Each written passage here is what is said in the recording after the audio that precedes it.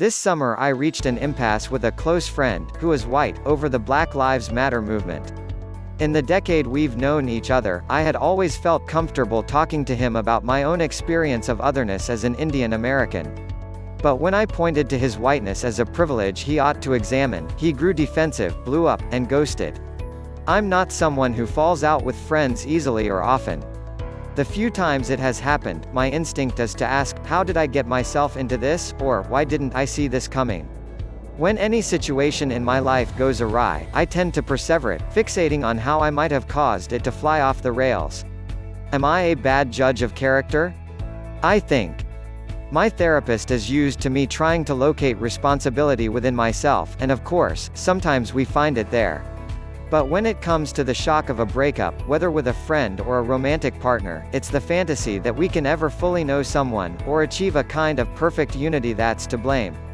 My therapist put it bluntly, all relationships are impossible.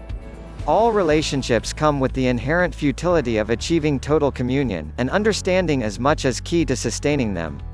His statement was one of those breakthrough moments when my jaw dropped and I felt an immediate sense of relief. The existentialism of it thrilled me, and its practical application made perfect sense.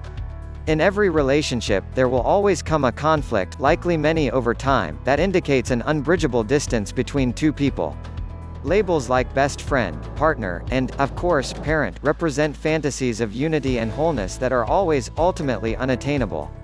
My therapist says think of the best-case scenario instead of focusing on worst-case outcomes that are already highly unlikely. Why not consider the total opposite?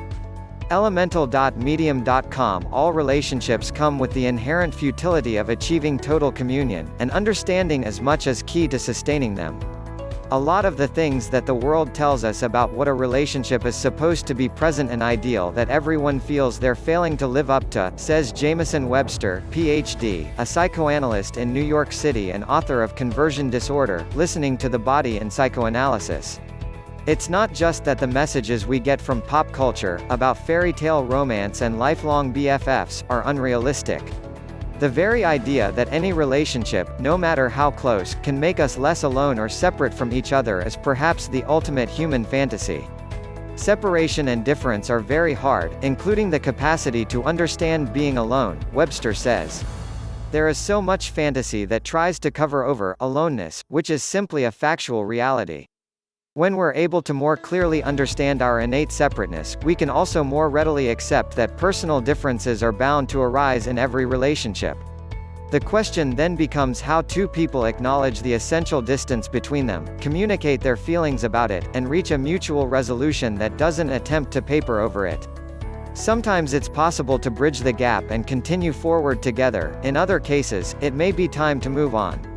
Whether with a friend or a partner, it's about what you build on the basis of your differences, Webster says. Because you are two unique people with different histories and different pleasures and pains. Recognizing the impossibility of a perfect relationship is also useful when we seek to build new ones.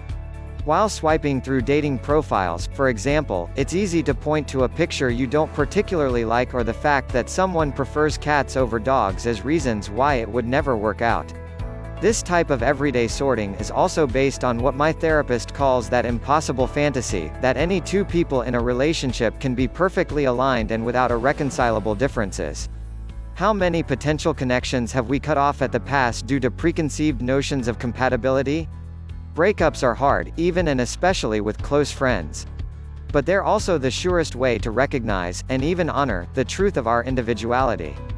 Breakups really propel people forward in terms of their development, Webster says. Whether it's with friends or partners, a breakup is a time to recover yourself and find your separateness, something you may have been struggling to find inside the relationship.